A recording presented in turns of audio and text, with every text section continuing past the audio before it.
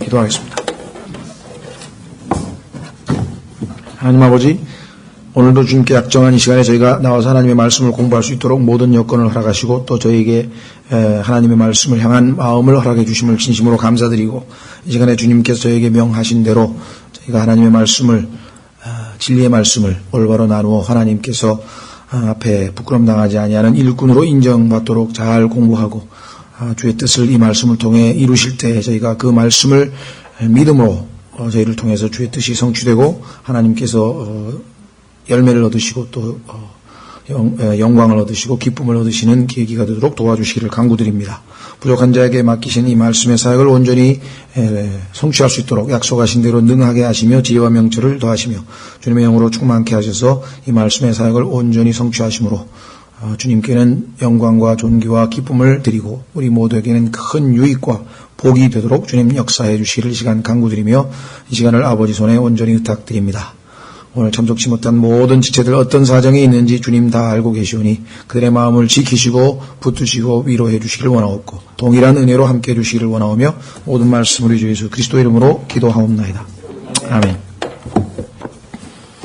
예, 지난 시간에 마태복음 17장을 통해서 예수님께서 미리 자신의 영광스러운 왕국 안에서 재림하시는 모습을 제자들에게 보여주심으로 정말 아주 어떻게 보면 인류 역사상 제일 큰 기적일지도 모르겠죠.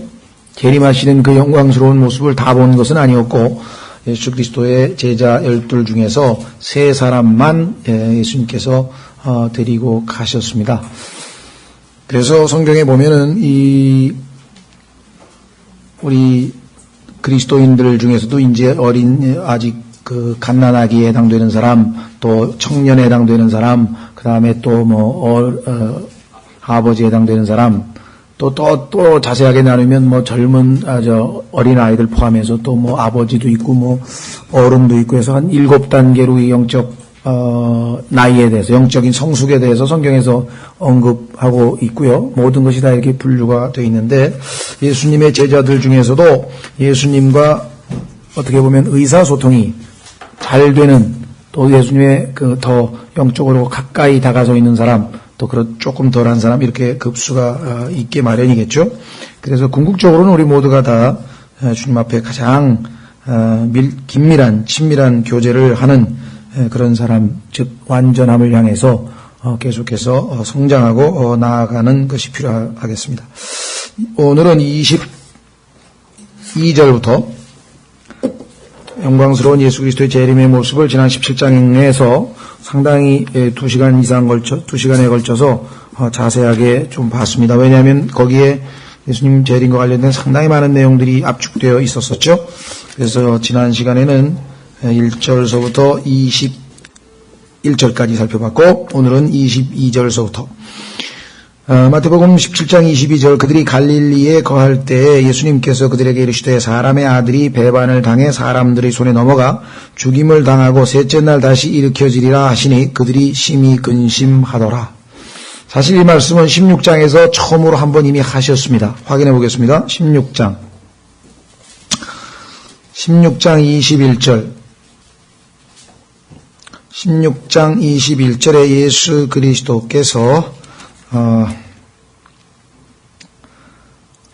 아시다시피 교회에 대한 계시를 처음으로 하신 직후에 그 교회는 그냥 얻어지는 것이 아니라 예수 그리스도의 십자가의 죽으심을 통해서 이루어지기 때문에 즉시 십자가에 대한 언급을 처음으로 하셨어요. 그러니까 아마 제자들이 상당히 충격을 받았을 겁니다. 왜냐하면 지금 이분이 왕이 되신 줄 알고 지금 따라다니고 있는 중인데 갑자기 죽는다는 얘기를 했으니까 아마 속으로 진짜 죽는 게 아니고 아마 영적으로 무슨 의미가 있나 이렇게 생각을 했는지 하여간 지금 영적으로 이게 보이지 않는, 영안이 띄어지지 않는 상태이기 때문에 이것이 의미하는 바를 지금 정확하게 캐치를 못하고 있었습니다. 21절 그때로부터 16장 21절 그때부터 예수님께서 자기가 반드시 예루살렘으로 올라가 장로들과 수제사장들과 서기관들에게 많은 일들로 고난을 당하고 죽임을 당하며 셋째 날 다시 일으켜질 것을 자기 제들에게 보이기 시작하시니 그때 베드로가 그분을 붙잡고 꾸짖기 시작하여 이르되 아니 왕이 되실 분이 죽는다는 얘기가 갑자기 왜 나오냐 이거. 주여 그럴 수 없나이다. 이 일이 결코 주께 임하지 아니하리이다 하거늘 그분께서 돌이키사 베드로에게 이르시되 사탄아 너는 내 뒤로 물러가라. 그 안에서 베드로를 속이고 그렇죠? 사탄이 참 속이고 있는 것을 예수님은 확인하신 것이죠. 너는 내게 실족거리니라. 내가 하나님에게서 난 일들을 좋아하지 아니하고 사람들에게서 난 일들을 좋아하는도다 하시니라. 그래서 예수님께서는 지금 계속해서 십자가로 가시기 전까지 차츰 제자들로 하여금 영적으로 준비를 시키고 있는 중이라 그랬죠. 언제부터? 마태복음 14장서부터. 마태복음 13장에 그 유명한 천국 비유가 나오죠. 이제 이스라엘 백성은 하나님으로부터 더 이상의 진리를 배울 마음 자세가 안 됐어요. 계속해서 반항하고 계속해서 거부하고 그 강팍한 마음을 갖고 있었기 때문에 이제 예수님께서는 그들에게 더 이상 들어도 깨닫지 못하는 비유로 말씀하시면서 이제 그들을 피하고 가능하면 제자들을 십자가에 대한 준비를 시키시고 그다음에 불쌍한 그러한 대중들, 일반 백성들을 대하시면서 그들을 계속해서 돌보시는 그런 방향으로 지금 14장서부터 십자가에 가시는 길까지 전개된다 말씀을 드렸었죠. 자, 그래서 두 번째로 지금 이제 말씀을 하셨는데 17장 23절 끝부분에 보니까 근심했다 그래요. 아직도 지금 못 알아듣고 있는 겁니다. 그렇죠? 여러분들 심지어는 어디서까지 근심을 합니까? 누가복음 23장인가 4장에 보면은 엠마오로 가는 제자들 부활하신 예수님이 지금 부활하신 후에도 지금 여전히 뭐가 어떻게 돌아가고 있는지를 모르고 있는 상황이죠. 참 우리가 볼 때는 3년 반 동안 예수님을 따라다니는데 그럴 수 있을까? 그렇습니다.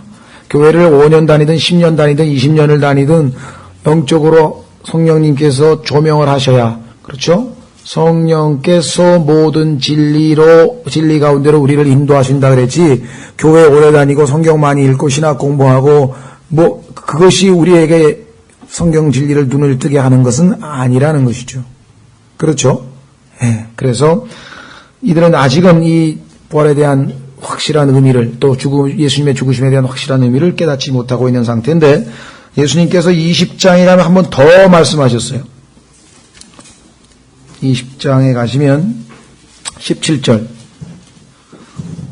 20장 17절 세 번째로 예수님께서 예루살렘으로 올라가실 때 길에서 12제자를 따로 데려다가 그들에게 이르시되 일반 백성들에게 하신 말씀이 아닙니다. 또 예수님을 괴롭히는 바리새인들과 사두개인 같은 원수들에게 말씀한 게 아니라 자신의 제자들에게만 따로 말씀하시기를 보라 우리가 예루살렘으로 올라가노니 사람의 아들이 배반을 당해 수제사장들과 서기관들에게 넘겨짐에 그들이 그를 죽이기로 정죄하고 이방인들에게 넘겨주어 그를 조롱하고 채찍질하고 십자가에 못 박게 할 것이요 셋째 날에 그가 다시 일어나리라 하시니라.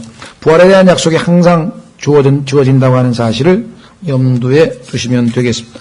자, 그래서 이제 다시 한번 제자들을 죽음과 부활에 대해서 교육을 하신 다음에 24절부터 27절까지 아주 마태복음에만 유일하게 기록되어 있는 기적입니다. 얼핏 보면 이게 세금 내는 일과 관계됐으니 전직이 세무소에 다녔던 예를 들면 돈 세금 징수하던 직책을 그 일을 하던 마태가 기록한 건 당연한 거 아닌가? 상식적으로 생각하면은 그렇게 연결도 시킬 수가 있겠지만 어쨌거나 하여간 마태복음에만 유일하게 기록되어 있는 아주 이상한 어떻게 보면 아주 재미있는 그러나 의미심장한 그러한 독특한 기적이네요. 한번 보겠습니다. 그들이 가버나움에 이르렀을 때에 공세 돈 받는 자들이 베드로에게 나와 이르되 너희 선생님은 공세를 내지 아니하시느냐 하니 그가 이르되 내신다 하고 집에 들어가매 예수님께서 그보다 먼저 이르시되 시몬아 네 생각은 어떠하냐. 지금 베드로가 세금 문제 지금 세금 내라 그러는데 어떻게 하면 좋겠습니까 하고 상의도 하기 전에 예수님께서는 벌써 다 알고 계신 거죠. 모든 걸 다 미리 다 알고 계십니다. 그래서 땅의 왕들이 누구에게서 관세나 공세를 걷느냐 자기 자식들에게서냐 타인들에게서냐 하시니 베드로가 그분께 이르되 타인들에게서니이다 하며 예수님께서 그에게 이르시되 그렇다면 자식들은 면제되리라. 예수님이 이 천국, 지금 세우실 왕국의 왕이고, 성전도 다 예수님 거고, 예루살렘도 다 예수님의, 하나님의 도성이고, 그렇다면은 내가 왕이고 너는 내 자식이니까, 우리는 너하고 나는 세금 낼 필요도 없는데, 문제는 이제 그걸 알고 있는 사람이 없다는 게 문제겠죠. 그래서 27절에 그럼에도 불구하고 이것이 우리 신약 그리스도인들도 가져야 될 자세죠. 내가 아무리 많이 알고 있어도 상대방이 그것에 대해서 아직 수용할 수 없다면 그거를 얘기하면 뭐합니까? 그렇죠? 그냥 그래도 나름대로 방언하면서 위로를 받고 있는 사람한테 가가지고 다른 얘기 다 안 꺼내고 그거를 그냥 기어이 고쳐서 틀린 거를 잡아내가지고 어떻게 해보려고 하는 그것이 방언하는 게 뭐 틀리고 맞고 그 얘기는 상황에 맞게 해야 되겠죠. 그렇죠? 그 사람에게 유익이 되는 방향에서 해야 되는데 지금도 여기 보시면 우리가 그들을 실족시킬까 염려하노니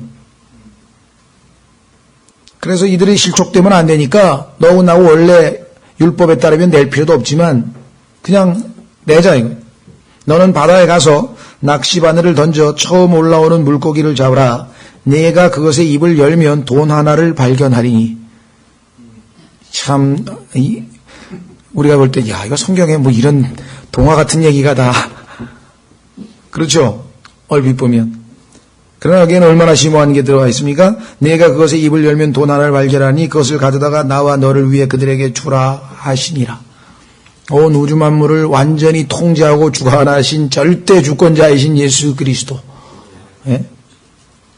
자, 그래서 이 아주 특징적인 그 기적에 대해서 좀 몇 가지 살펴보려고 합니다. 왜냐하면 마태복음에만 유일하게 기록되어 있고 몇 가지 아주 독특한 것들을 특성을 지니고 있는 것 같아요. 첫 번째는 왜 마태복음에만 기록되어 있을까? 마태복음에서 예수님은 왕으로 오셨기 때문에 왕의 절대 권위를 사람들에게 입증해야 되는데 심지어는 이 왕은 King of Kings, 왕들의 왕이고 세상 왕들보다 차원이 다른 왕이시기 때문에 동물의 왕국에마저도 식물의 왕국마저도 다 그분의 컨트롤 아래에 있다는 것이죠. 예, 그래서 왕의 왕되심, 왕의 그 왕권이 어떠한 종류인지를 보이셨는데 이미 알다시피 하나님께서 처음에 이분은 둘째 아담이시고 죄송합니다. 마지막 아담이시고 둘째 사람이신데 첫째 아담에게도 사실은 모든 하나님의 왕국, 동물의 왕국, 식물의 왕국을 다스릴 권능을 주셨었잖아요. 권위를. 창세기 1장 26절이라든가 그렇죠? 예. 그래서 예를 들면 시편 8편으로 가시면 원래 아담에게 하나님께서 주셨던 왕권의 내용 어떤 내용이냐 창세기 1장 26절에는 이제 정복하고 다스리라고 하는 한 말씀으로 짧게 나와 있지만 시편 8편에 조금 더 길게 나와 있죠.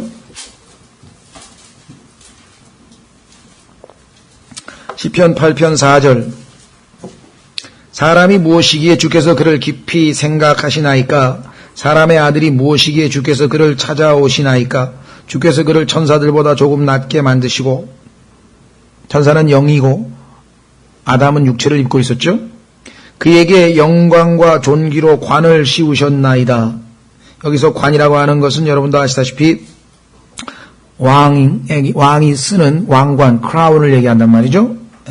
그러니까 아담은 하나님 앞에 왕으로 임명을 받은 것이었죠. 주께서 그로 하여금 주의 손으로 지으신 것들을 지배하게 하시고 여기 나와 있죠. 모든 것을 그의 발 아래 두셨사오니 참으로 모든 양과 소와 들짐승이며 공중의 날짐승과 바다의 물고기와 바다의 길들을 지나다니는 모든 것이니이다. 오 주 우리 주여 주의 이름이 온 땅에 어찌 그리 뛰어나신지요. 그러니까 아담이 타락하기 이전에 창세기 2장에서 그 수없이 많은 짐승들의 이름을 지을 때 그 쫓아다녔겠습니까? 불렀겠습니까? 생각을 해보세요. 예. 하나씩 부르는 거예요. 오라 그러면 오는 거예요. 권위가 있기 때문에 하나님이 주신 권위가 있기 때문에 오라 그러게 왔다 이게. 딱 보니까 하나님이 주신 특성으로 봤을 때 넌 뭐야? 넌 소다 이게 소. 넌 소라고 이름을 붙이겠다. 그 수없이 많은 것들을 다 그렇게 이름을 붙였다면 아담은 뭐 오늘날 슈퍼컴퓨터 정도의 지력을 갖추고 있었는지 아마 생각을 한번 해보십시오. 타락 전의 모습. 그런데 타락으로 말미암아 완전히 그냥 낮춰져 가지고 하나님이 원래 창조했던 그 영광스러운 왕의 모습은 다 어디 가고 비참한 마귀의 종으로 노예가 돼버린 상태. 이것을 회복시키기 위해서 예수님이 오셨고 예수님께서는 왕으로서의 권위 있는 모습을 다시 한번 재현하고 계신데 그 중에 하나가 이제 물고기를 일단 여기 보니까 나와 있네요. 자, 그래서 21장으로 가면 예수님은 물고기만 다스리는 권위를 가지고 계신가? 그게 아니고 21장에 보면은요. 순나귀가 있습니다. 나귀를 타고 예수님께서 입성하시는데 여러분들이 아마 욥기에 보면은 사람을 들나귀와 같다 그래. 사람을 들나귀. 들나귀는 거듭나지 않은 사람의 속성을 나타내기 위해서 하나님이 사용하시는 겁니다. 하나님께서 짐승을 통해서 여러 가지 재미있는 특징들을 가르쳐 주시죠. 그래서 열심히 일하는 하나님의 일꾼 사역자는 소라 그랬잖아요. 소. 일하는 소에게 망을 씌우지 말라. 기도를 정말 열심히 해가지고 막 늘 그냥 하늘을 향해서 하는 그러한 사람을 독수리라 그랬죠. 주를 앙모하는 자, 주를 앙망하는 자는 독수리의 날개침같이 올라간다 그랬고 등등등등 이 땅에 있는 모든 짐승들은 뭔가 하나님께서 영적인 실제 리얼리티를 설명하기 위한 도구로 사용하시는데 예를 들면 새들은 마귀들이라든가 등등등등 그렇죠. 예. 근데 여기에 보면은 순나귀는 성경에서 거듭나지 않은 왜냐하면 나귀는 길을 들일 수가 없어요. 그런데 놀랍게도 이 천연적으로는 전혀 길들일 수 없는 이 나귀가 예수님께서 타시니까 조용하게 들어갔다라고 하는 것. 그 다음에 새들, 뭐 여기서 길게 얘기하지는 않겠습니다. 마태복음 26장에서 예수님께서 그 닭이 저절로 운 것은 아니었고 예수님께서 닭이 우는 시간을 알고 계셨든지 아니면 예수님께서 울라고 시키셨든지 이 모든 것들로 봤을 때 정말 또 물고기 애써서 잡는데 한 마리도 없다 그러니까 더 깊은 데 가서 한번 던져보라고 했을 때 아마 베드로가 속으로 아니 내가 지금 어부 생활 몇 년인데 물고기를 어떻게 깊은 데서 잡았나 얕은 데서 잡아야지 자기 생각에는 그렇게 생각을 했겠지만 그렇죠? 그러나 그 모든 것을 통제하고 계시는 분 바람에게 명령하시는 분 뭐 하여간 그 권위의 하나가 여기 지금 물고기인데요. 이 물고기가 어떻겠습니까? 누군가가 한번 우리가 가정을 추측을 해보면 동전을 누군가가 하나 잃어버렸을 것이고 잃어버렸어야 되는 것이고 그 동전을 물고기가 물고 있어야 될 것이고 낚시를 들였는데 그 물고기가 그거를 물었어야 되는 것이고 그렇잖아요. 그렇죠? 이 모든 걸 생각하면 이걸 완전히 통제하고 계신 분이시다라고 생각한다면 이게 보통 일이 아니다라고 하는 것을 우리가 한번 생각해 볼 수 있겠죠. 두 번째는요. 이 기적은 다른 기적은 다 다른 분들을 위해서 다른 사람들을 위해서 베풀었는데 유일하게 예수님께서 자기가 내야 될 반세겔, 이 반세겔이라고 하는 것은 모든 남자는 하나님께서 이집트에서 이집트의 마다들을 죽였는데 죽이지 않고 살린 것에 대해서 하나님 앞에 속전을 내야 되는 거거든요. 그게 반세겔씩 내게 되어 있는데 반세겔에서 이제 두 사람 몫으로 한 세겔을 줘라 이렇게 됐잖아요. 그러면 자기에게도 해당되는 어떻게 보면 아주 유일한 그러한 것이었는데 자기만을 위한 것은 아니었죠. 아시다시피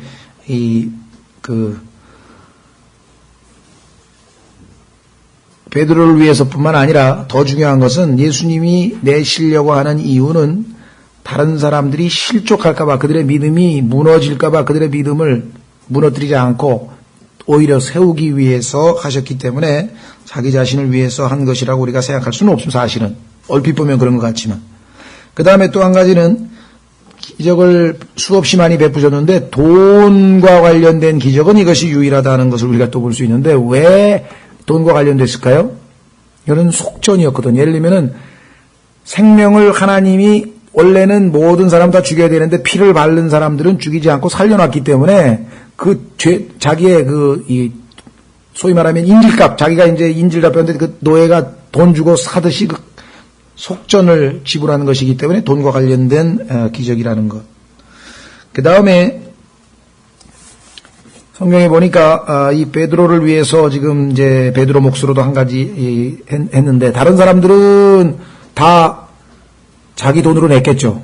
근데 베드로만 지금 보니까 아주 어떻게 보면 특권을 받은 셈인데 실제적으로 베드로는 마가복음에서 베드로의 장모를 예수님께서 고치셨고 베드로가 그물을 던질 때 깊이 들어가서 이 그물을 던지라고 해서 물고기를 잡은 기적도 베푸셨고, 물 위로 걸어오라고 베드로에게 그런 특권과 기회를 주신 것도 베드로에게 했고, 또 성격이 급해서 예수님 잡으러 오는 군대 중에서 그 대제사장의 종 말곤가요? 귀를 내리쳤는데 그것도 붙여주셔서 기적을 베푸신 것 역시 베드로를 위해서 하신 것이고, 부활 후에도 사도행전에서 감옥에 갇혀있는 베드로도 기적적으로 천사를 보내서 풀어주신 것도 그렇고, 아마 이렇게 엄청난 기적을 체험한 사람은 없겠죠. 그래서 아마 베드로는 짐작컨대 두 가지 성경 구절이 좀 이 기적과 관련돼서 우리가 한번 좀 생각해 볼 만한데, 하나는 베드로전서 1장 7절로 가면 베드로의 이런 고백이 수긍이 간다. 베드로가 뭐라고 고백을 하냐면요, 베드로전서 1장 7절에 5장 7절인가? 죄송합니다. 1장이요. 5장 7절.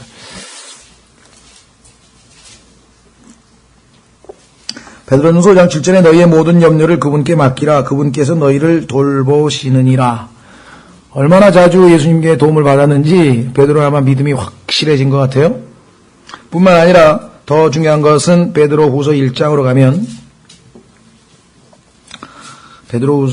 가면 이번에 고백하는 것은 이제 구체적으로는 아까 17장에서 하늘에서 들려오는 음성, 예수님이 호련히 영광스러운 재림의 왕으로 모습을 보이시고 이에 하나님께서 기뻐하시면서 하늘에서 들려오는 음성을 직접 들었다. 그러면서 자기 체험을 얘기하죠. 그러나 그것까지 포함해서 지금 이렇게 베드로가 경험했던 수없이 많은 체험들이라는 게 있잖아요. 자, 이 체험들에도 불구하고 그럼 뭐라고 얘기하는 거 아니? 베드로후서 1장 19절에 또 우리에게는 더 확실한 대언의 말씀도 있으니 날이 새어 샛별이 너희 마음속에 떠오를 때까지 너희가 어두운 곳에서 비치는 빛을 대하듯 이 말씀에 주의를 기울이는 것이 잘하는 것이니라. 여기서 더라고 하는 말이 우리에게 와 있는데, 더는 뭐냐면 앞에 17, 18절에 보시면 변화산에서 영광스럽게 변화되신 예수님을 목격한 그 체험담을 얘기하면서 그거보다 더 확실하다고 했으니까 자기가 체험한 그 어떠한 기적들 모두 다 합쳐도 기록된 말씀보다 더 확실한 건 아니라고 하는 것을 우리에게 알려줍니다.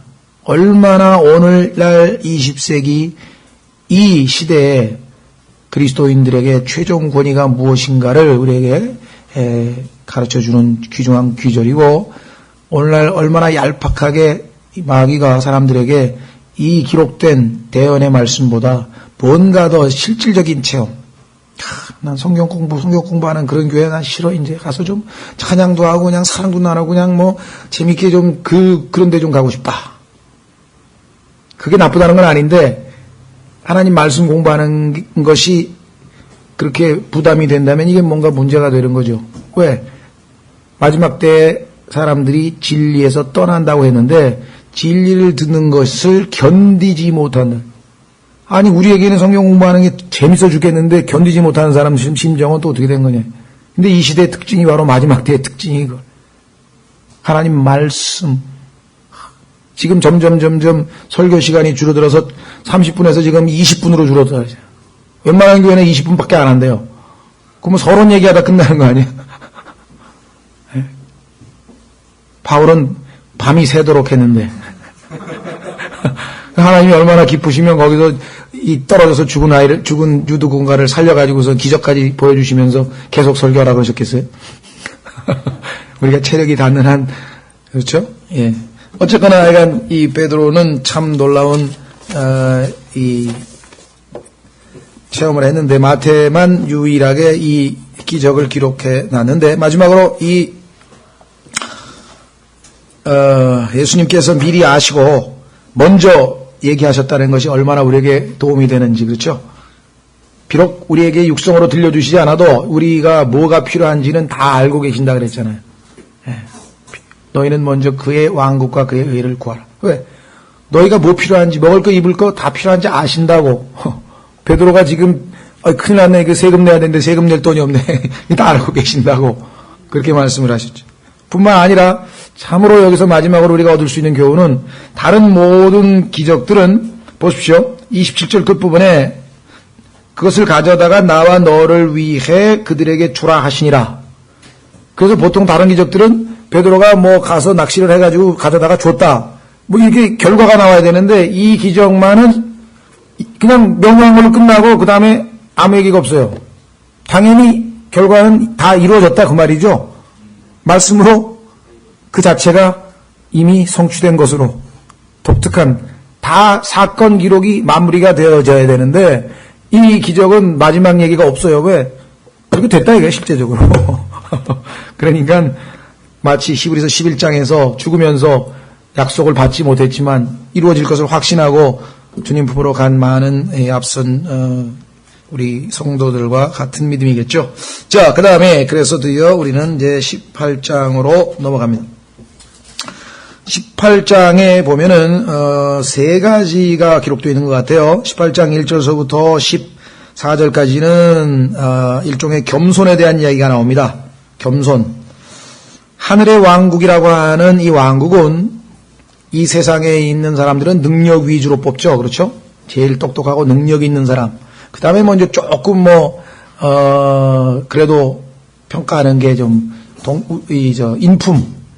인품이 좀 도덕적인 인품이 이런 거 이렇게 저렇게 하는지 모르겠는데, 하나님의 왕국에서의 어떤 그 기준은 여기 보시면 낮추는 것이죠. 자기를 낮추는 것, 겸손. 그래서, 어디에 오냐면, 4절. 그러고는 누구든지 이 어린아이처럼 자기를 낮추는 자에 대한 이야기가 1절서부터 14절까지 나옵니다. 첫 번째 테마는, 우리가 소위 말하는 겸손과 관련되는데 교회 시대에 우리에게도 당연히 영적인 교훈으로 우리에게 주어지지만 1차적으로 이 내용은 하나님의 하늘의 왕국, 이 땅에 세워질 예수님이 다스릴 이 땅의 왕국에서 있게 될 교리적인 일이라는 것 기억하시고. 첫 번째.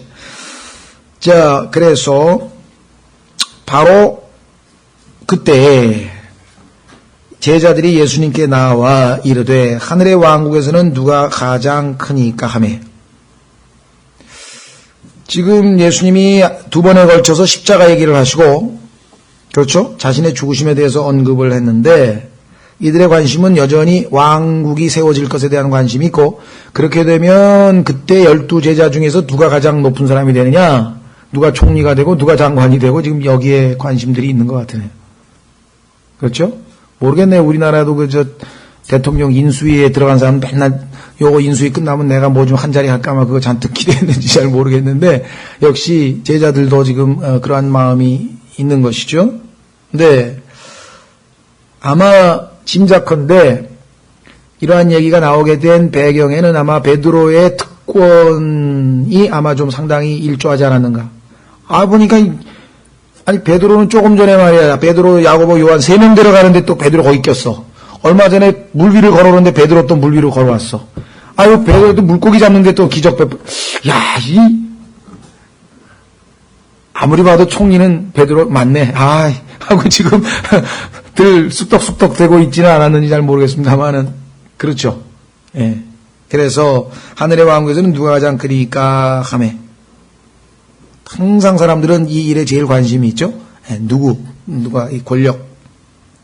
그런데 예수님께서는 아주 놀라운 방식으로 시청각 교육을 시켜주셨는데 말로만 하신 것이 아니라 예수님께서 어린아이 하나를 불러 그들 가운데 세우시고 이르시되, 자, 예수님께서 어린아이를 하나 불러가지고 세우셔서 이르시되 뭐라고 했는 거 아니? 진실로 내가 너에게 이르노니 너희가 회심하여 어린아이들과 같이 되지 아니하면 하늘의 왕국에 들어가지 못하리라. 지금 하늘의 왕국에서 자리 다툼을 하고 있는데 들어가는 것부터 말씀하고 계시네요. 그 안에 들어가는 문제서부터 지금 언급을 하고 계신 셈이죠. 자, 그러시면서 그러므로 누구든지 이 어린아이처럼 자기를 낮추는 자 곧 그가 하늘의 왕국에서 가장 큰 자니라.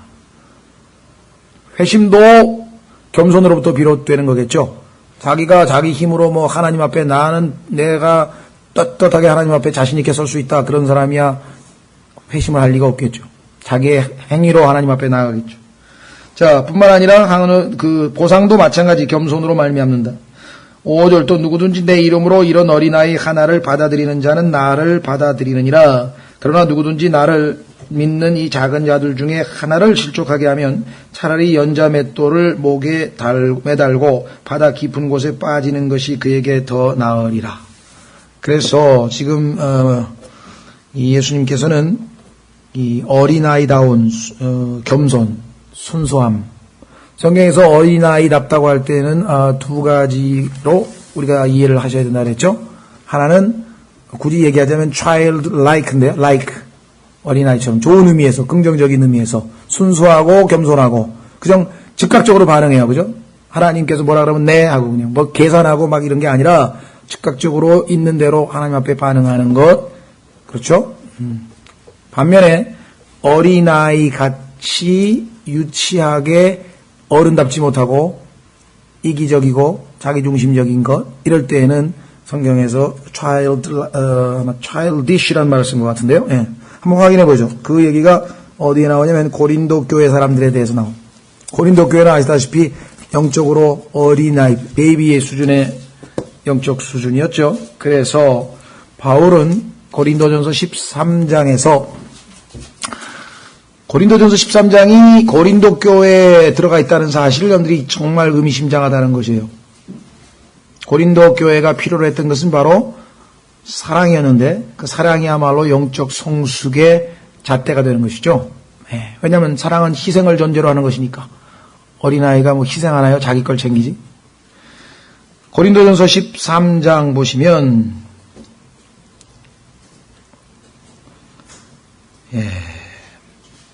예, 9절부터 보시면 우리가 부분적으로 알고 부분적으로 대언하나 완전한 것이 오면 그때는 부분적인 것이 없어지리라. 11절 내가 어린아이였을 때에는 아이처럼 말하고 아이처럼 깨달으며 아이처럼 생각하였으나 여기는 지금 부정적으로 얘기한 겁니다. 그래서 어른이 되어서는 아이의 일들을 버렸노라 할 때 여기 아이의라고 하는 표현이 childish란 말이 나와요. childlike 하면은 좋은 의미에서의 순수하게 겸손하게 그런 뜻이고 여기는 유치하게 애같이 왜 그렇게 째째하냐 뭐라든가 그럴 때 나쁜 의미로 쓰였죠. 그래서 아이의 일들을 버렸노라. 두 가지를 우리가 구분할 줄 알아야 됩니다. 이런 게 종종 나와요. 예를 들면은 성경에서 또 가장 똑같은 말인데 문맥에 따라서 긍정적으로 볼 거냐 부정적으로 볼 거냐 그 중에 대표적인 게 단순하다는 거예요. simple. 잠언에 보면 단순한 자들에 대해서 계속 경고가 나옵니다. 그래서 단순하다고 하는 얘기는 분별력이 없는 단순한 사람들이잖아요. 그렇죠? 예, 이 유괴범이 와가지고 사탕 사준다 그러면 그냥 따라가는 그런 걸 단순함이라 그래. 뭐 누군지도 몰라. 그냥 사주는 거 얻어먹는 거 그거에만 지금 한눈이 팔아 그냥 따라가잖아요. 그런 단순함은 성경에서 잠언에 나오는 어리석은 자들에 대한 것이고요. 지혜가 없고 분별은. 반면에 예수 그리스도 안에 있는 단순함이란 말이 고린도후서에 보면 나와요. 고린도 교회가 마치 이브가 아담과 이브 사이에서 이 이브가 뱀에게 속아서 하나님을 향한 단순한 신앙을 버리고 뱀에게 속은 것처럼 그리스도 안에 있는 단순함에서 떠나버린 고린도 교회 사람들에 대해서 그 simplicity라고 하는 단어, 심플의 명사형을 사용해서 그리스도 안에 단순함이란 말이 나오는데 그것은 정말 우리가 주님께만 초점을 맞추고 다른 데다 한눈을 팔지 않는 좋은 의미에서의 단순함이에요. 교활함이 아니라는 것이죠. 그렇죠? 예. 그래서 성경에 나오는 문맥을 우리가 잘 보지 않으면 이게 어떨 때는 긍정적으로 쓰이고 어떨 때는 부정적으로 쓰이고 그래요. 지난번에 또 야고보서 공부할 때도 야고보서에 나오는 그 시험이라고 할 때도 마찬가지죠. tempt라고 하는 단어가 나오면 temptation. 그럼 우리는 이 세상에서 사용하는 temptation은 주로 나쁜 의미로 쓰입니다. 이게 유혹. 그렇죠?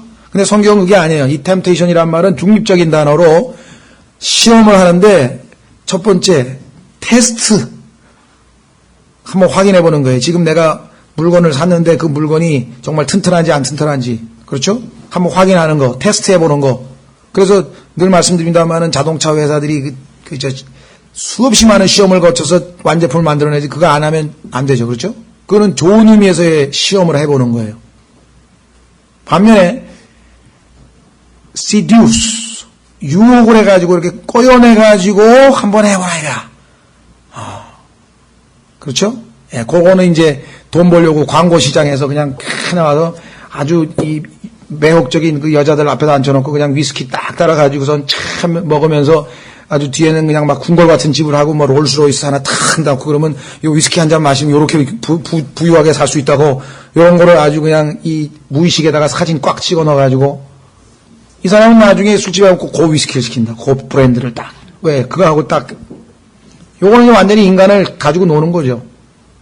그래서 이 광고 회사에는 심리학자들이, 심리학 박사들이 반드시 있어요. 어떻게 해야 눈치 못 채고 무의식 속으로 콱!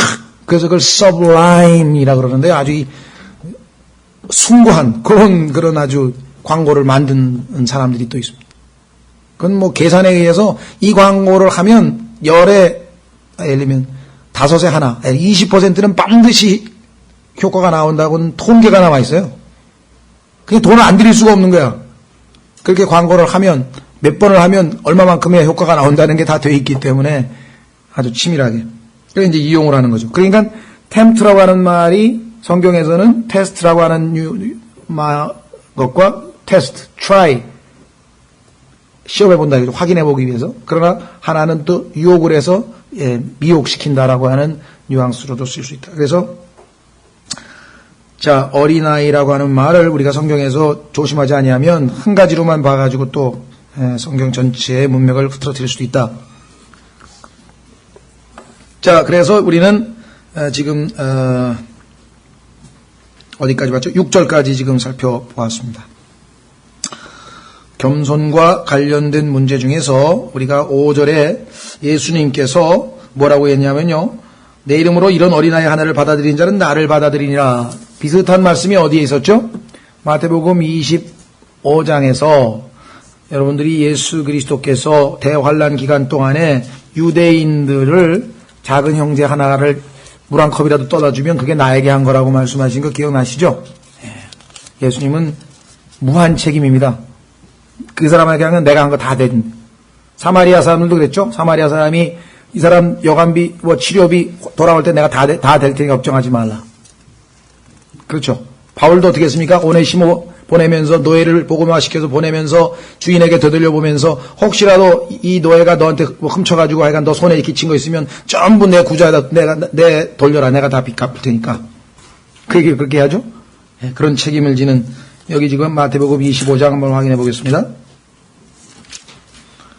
하늘의 왕국에서 이럴진데 마태복음 25장 45절 마태복음 25장 45절에 그때 그가 그들에게 대답하여 이르되 진실로 내가 너희에게 이르노니 너희가 이들 중에서 가장 작은 자 하나에게 그것을 하지 아니하였은즉 내게 하지 아니하였느니라.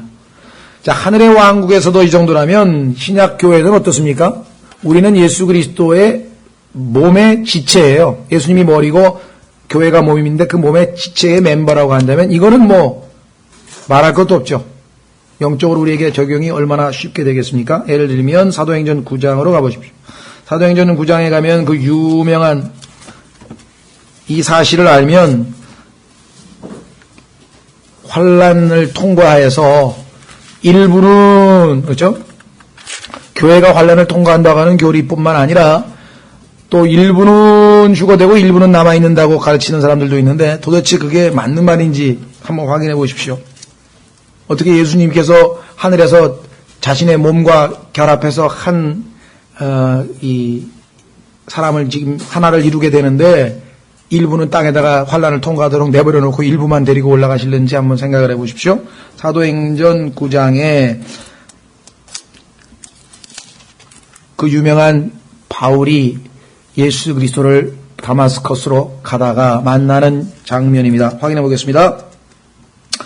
9장 1절 사울이 주의 제자들을 치려고 여전히 위협과 살기를 내뿜으며 대제사장에게로 가서 다마스커스의 회당들에 가져갈 편지를 그에게 요청하니 이것은 그가 이 길에 속한 사람을 만나면 자, 이 길이라고 하는 단어 길 도입니다. 동양에서 얘기하는 도예요. 동양 사람들이 그 좋아하는 도.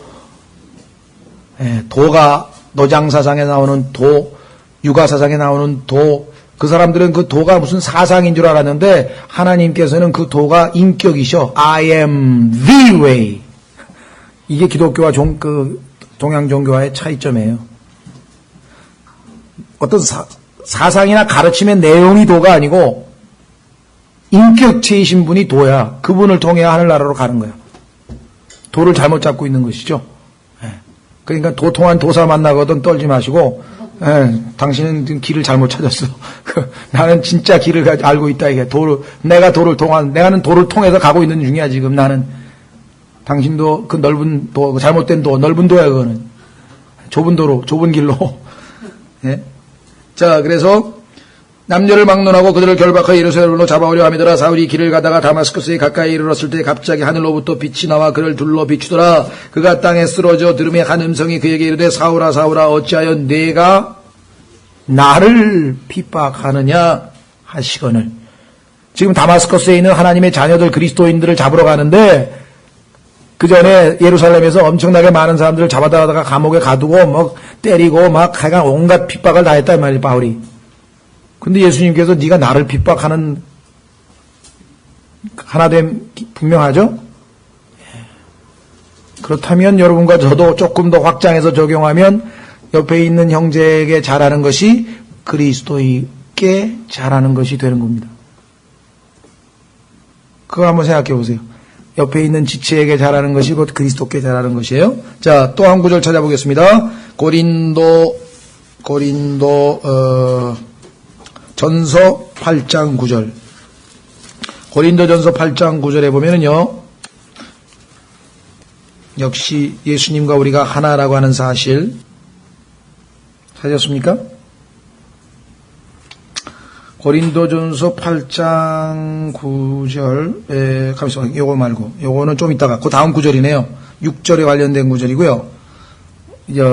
실족시키는 것 관련된 구절이고, 조금 이따 그건 찾아보고요. 조금 더 넘기셔서 고린도후서 5장 20절로 가면, 고린도후서 5장 20절로 가면, 지금 우리가 관련 구절 5절, 즉, 마태복음 18장 5절과 관련된 참조 구절이 나옵니다. 고린도후서 5장 20절. 고린도후서 5장 20절.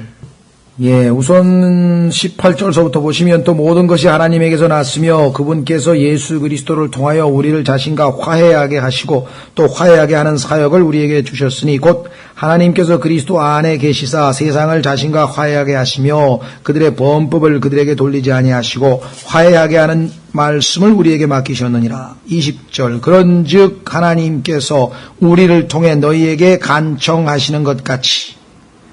자, 지금 내가 너에게 간청하는데 그것은 하나님께서 우리를 통해 간청하는 것이고 우리가 하는 것은 예수님을 대신해서 하는 거야. 여기 나왔죠?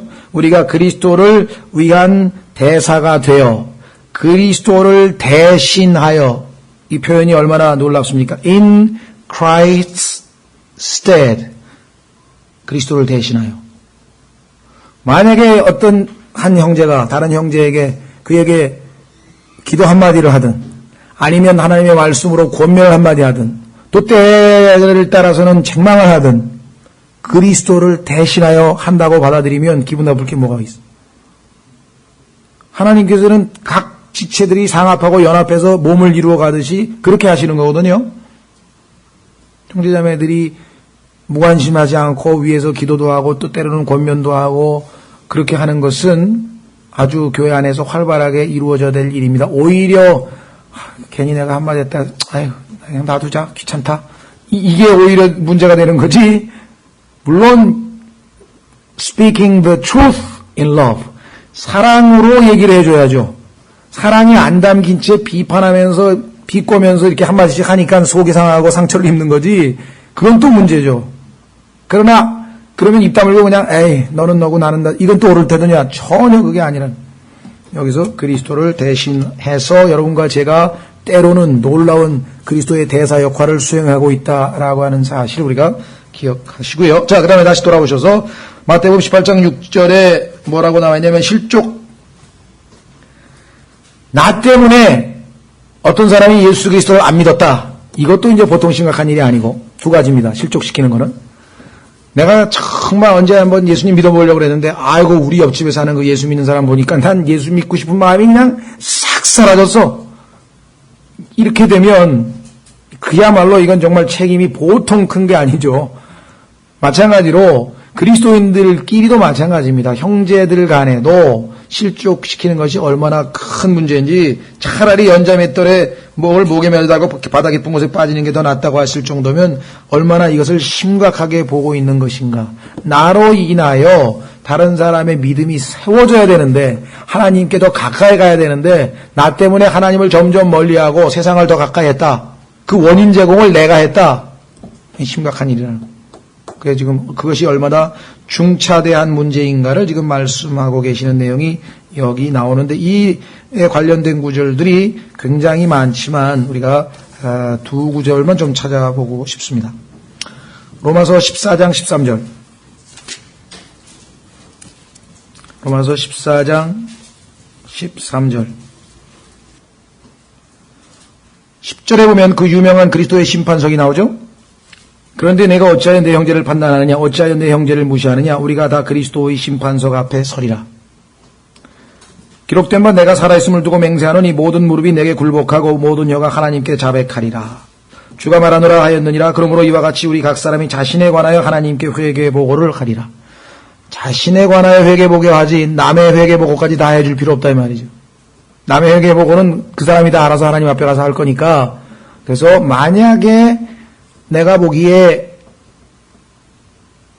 저 형제가 저걸 고쳐야 되는데 어떻게 하면 좋을까? 기도하고 부담이 되면 진실된 사랑을 담아서 진리를 이야기하면 그 순간에 그 형제가 좀 당혹스럽고 기분이 나쁘고 조금 그럴지 모르지만 그게 상처로 남지는 않아요. 왜? 그 안에 Spirit of Love가 들어있기 때문에. 그건 자기한테 한번 그 스스로에게 자문해보면 알아요. 내가 어떤 형제한테 가서 뭘 고치라고 아니면 이렇게 하면 좋겠다고 얘기를 했는데 바로 잡아주고 싶어서 얘기를 했는데 그게 정말 하나님으로부터 온 사랑으로 이루어진 거면 절대 그 형제가 그 순간엔 인간이니까 감정적으로 기분 나쁠 수 있지만 잠시 후면 정말 하나님이 저 형제를 통해서 저 자매를 통해서 내가 이거 꼭 고쳐야 되는데 이걸 지적해 주셨구나 해서 유익이 되지. 그러면 문제는 말할 때 정말 내가 사랑으로 진리를 얘기하고 있는지는 잘 생각해 봐야 될 거죠. 말씀의 사역도 마찬가지입니다. 여기서 비판하고 회개를 촉구하고 강력한 말씀을 전하더라도 그게 사랑이 담겨 있지 않으면 괜히 기분만 상하는 거예요. 왜 내 얘기를 또 하고 있어 진짜 기분 나쁘게. 속으로 말 안 해도 그 세움이 안 생기는 거예요. 근데 그 사랑이 스피릿이 사랑의 영으로 다가가면 순간적으로는 당혹스럽죠. 어떻게 내가 어제 날 봤나? 왜 하필이면 내 얘기가 왜 나오지? 라고 생각할지 모르지만 하나님께서 나에게 필요한 말씀을 주셨구나. 여기 보시면 그런즉 우리가 서로 다시는 서로를 판단하지 말고 도리어 자기 형제의 길에 걸림돌이나 넘어질 기회를 두는 사람이 없는지 판단할지니. 내 행동 때문에 형제가 믿음이 약해진다든가 내 행동 때문에 하나님으로부터 멀어진다든가 이걸 오히려 주의해야 된다. 고린도전서 8장 9절. 심지어는 내 행동 때문에 다른 형제의 양심이 무뎌져서 우상 숭배에다 갖다 바친 음식을 믿음도 없이 꾀름직하면서도 저 형제 먹으니까 나도 먹자 하고 따라 먹으면 얼마나 그 형제의 믿음이 무너지느냐. 그러니까 나는 고기 먹는데 아무 양심의 거리낌도 없이 아무렇지도 않지만 그 사람들을 위해서라면 내가 차라리 희생하겠다. 왜? 아직 믿음이 약해서 고린도에서 파는 고기란 모두 다 우상에게 한 번은 제사를 지내고 그 다음에 나온 고기야. 그러니까 저 사람이 사도인데 믿음도 좋은 사람인데 우상에게 바친 고기를 막 먹어? 이렇게 생각하면 어떡하냐 이거죠. 그래서 먹는 사도 바울은 아무렇지도 않았는데 오히려 이 사람이 믿음이 무너져 버린 거예요. 그래가지고 그냥 자기는 믿음도 없는데 따라서 먹어버렸다. 그러면 이제 그것 때문에 계속 마귀의 송사를 당하고 얼마나 실족거리가 되겠느냐. 그래서 8장 9절에 그러나 음식은 우리를 하나님 죄송합니다. 8절 그러나 음식은 우리를 하나님 앞에 내세우지 못하나니 우리가 먹어도 더 낫지 아니하고 먹지 않아도 더 못하지 아니하니라. 오직 너희의 이 자유가 약한 자들에게 결코 걸림돌이 되지 않도록 조심하라. 우리 그리스도인이 누리는 자유는 무한하고 모든 나의 행위가 하나님 보시기에는 적법하나 모든 것이 다 유익한 것은 아니다 라고 하는 사실 우리가 염두에 둬야 되겠죠. 자, 그래서 마태복음 18장 7절에 실족하게 하는 일들로 인하여 세상에 화가 있으리로다. 다른 사람 넘어뜨리는 사람 노고에 대해서 화가 있으리로다. 실족하게 하는 일들이 반드시 일어날 것이로되 왜 반드시 일어납니까? 인간이 죄인이니까 이런 일들이 안 벌어질 수가 없다. 어차피 생길 수밖에 없다. 그러나 실족하게 하는 일들을 일으키는 그 사람에게는 화가 있으리로다. 그래. 예수님은 하나님께서 약정하신 대로 십자가에서 못 박아 죽으시고 그 길을 가셔야 돼. 그러나 그 일을 왜 가룟 유다 그 사람이 해야 되냐 이거죠. 그러니까 가룟 유다는 참으로 누군가는 해야 될 일이지만 자기가 해서는 안 되는 거죠. 마찬가지로 여기도 그 일들을 일으키는 그 사람에게는 화가 있으리로다. 8절 그러므로 만일 내 손이나 내 발이 너를 실족하게 하거든 그것들을 찍어 내게서 내버리라. 교회 시대에 해당 안 됩니다. 이것도 믿고 순종한다고 자르면 큰일 나는. 내가 절뚝거리거나 불구가 되어 생명에 들어가는 것이 내 두 손과 두 발을 가지고 영존하는 불 속에 던져지는 것보다 내게 더 나으니라. 천년왕국에서는 이게 가능해요. 천년왕국에서는 실제로 죄를 짓는 것보다는 차라리 없는 게 더 낫다. 왜? 여기 나와 있죠? 여기 또 9절에 만일 내 눈이 너를 실족하게 하거든 그것을 빼어 내게서 내버리라. 내가 한 눈으로 생명에 들어가는 것이 두 눈을 가지고 지옥불에 던져지는 것보다 내게 더 나으니라. 실제로 천년왕국이 시작이 되면요. 천년왕국이 시작이 되면 예수님이 철권 통치를 하시게 되면서 예루살렘에 있는 흰놈의 아들의 골짜기라고 하는 그 옛 쓰레기, 우리 집 난지도 같은 쓰레기 불태우는 그 장소에 실제로 다니엘서에 나오는 불무불 같은 그런 지옥불이 심판하면 바로 즉심으로 물속으로 던져지는 그와 같은 것들이 시행이 되게 됩니다.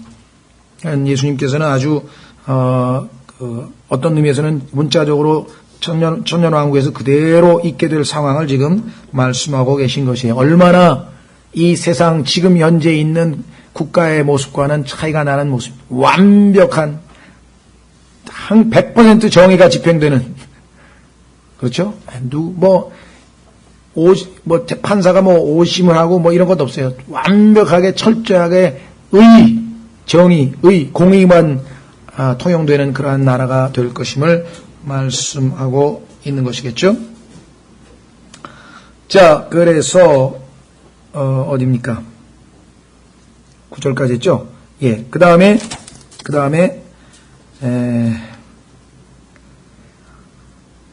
10절서부터 14절까지 같은 내용이죠. 너희가 이 작은 자들 중에 하나라도 없인 여기지 않도록 조심하라. 아까는 낮추는 자라고 얘기했고 실족시키지 말라고 얘기했죠. 어린아이에 대해서. 내가 너희에게 이르노니 하늘에서 그들의 천사들이 하늘에 계신 내 아버지의 얼굴을 항상 바라보느니라.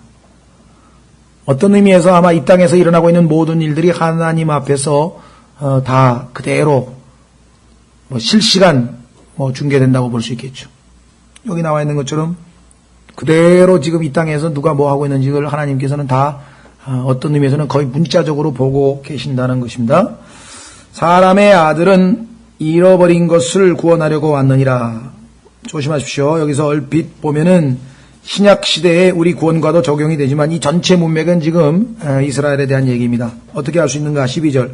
너희 생각은 어떠하냐? 만일 어떤 사람에게 양 100마리가 있는데 그 중에 한 마리가 길을 잃으면 그가 99마리를 남겨두고 산으로 들어가 그 길을 잃은 양을 찾지 아니하겠느냐? 그러니까 지금 구원받기 전에 우리 이방인들과 관련된 것에다가 우리가 11절을 얼마든지 적용 가능합니다만은 그러나 1차적으로는 이스라엘을 성경에서 잃어버린 양이라 그랬죠. 마태복음 10장에서도 예수님께서 나는 이스라엘의 잃어버린 양 이외에는 보내심을 받은 적이 없다라고 말씀하시죠. 예. 자, 그래서 1차적으로 이스라엘에 관한 말씀, 산으로 들어가 그 길 잃은 양을 찾지 아니하겠느냐. 13절, 진실로 내가 너희에게 이르노니 그가 만일 그것을 찾으면 길을 잃지 않은 99마리보다 그 양으로 인하여 더 기뻐하리라. 이와 같이 이 작은 자들 중에 하나라도 멸망하는 것은 하늘에 계신 너희 아버지의 뜻이 아니니라. 그렇습니다. 신학적으로도 우리 그리스도인들에게도 이 세상에 지금 구원받지 못한 사람들이 단 하나라도 구원을 받지 못하는 것은 하나님의 뜻이 아닙니다. 그러니까 여러분과 제가 예수님을 믿고 구원을 받았다고 하는 사실 자체가 이미 하나님의 뜻을, 가장 중요한 뜻을 성취한 거죠. 하나님께서는 모든 사람이 구원을 받기를 원하신다. 그것이 하나님의 뜻이다. 근데 우리는 그 뜻을 이루었죠. 진리의 지식에 이르기를 원하신다. 뜻이다. 그 이외에 거룩히 사는 게 하나님의 뜻이다. 하나님의 뜻은 구원받은 이후에도 계속해서 우리가 구분해 나가지만 제일 중요한 것은 바로 구원이 하나님의 뜻이라는 것. 자, 베드로후서 한 구절 찾고 잠깐 쉬겠습니다. 베드로후서 3장. 자, 베드로후서 3장에 보시면 14절. 죄송합니다. 14절이 아니고요. 9절. 네. 베드로후서 3장 9절, 주께서는 자신의 약속에 대해 어떤 사람들이 더디다고 생각하는 것 같이 더디지 아니하시며 오직 우리를 향하여 오래 참으사 아무도 멸망하지 않고 모두 회개에 이르기를 원하시느니라. 여기 분명하게 하나님의 뜻은 뭐냐? 모든 사람이 다 구원받는 것입니다. 그런데 구원을 못 받았다는 얘기는 자신이 하나님의 뜻에 저항했다는 뜻이 되는 것이죠. 거기에 대한 책임을 질 수밖에 없는 것이죠. 예. 한 가지 그 마무리를 지으면서 여기 보시면 그 양을 인하여 한 마리 때문에 99보다 더 기뻐하신다고 했는데 그 하나님께서 잃은 자에 대한 하나님의 그 사랑과 관심을 우리가 기억할 수 있고요. 자, 내가 찾아진 바 됐죠. 나는 I was lost, but now I am found 라고 해서 그 유명한 Amazing Grace 가사에 나오는 것처럼 그러니까 내가 하나님이 날 찾으셔서 내가 하나님의 자녀가 되고 축복을 누리고 영원한 생명을 얻은 내가 기뻐하는 것은 이해가 되는데 왜 예수님께서 하나님께서 기뻐해야 되는지 한번 생각해 보세요. 내일 좀 더 그 얘기를 하겠습니다만은 하나님을 기쁘시게 하는 방법 어떻게 하나님이 죄인을 구원하시고 그렇죠? 죄인이 하나님 품으로 돌아오는 것을 기뻐하신다. 우리의 존재 목적이 하나님을 기쁘시게 하는 거라고 한다면 하나님께서 기뻐하는 것이 무엇인지를 잘 찾아서 우리가 그 일들을 행하는 것 이것 아주 지혜로운 방법이 아닌가. 예, 좀 쉬었다가 이제 아주 교회 시대에 적용될 수 있는 교회 형제들 간의 용서에 대한 주제가 그 다음에 15절서부터 나오네요. 네, 잠깐 쉬겠습니다.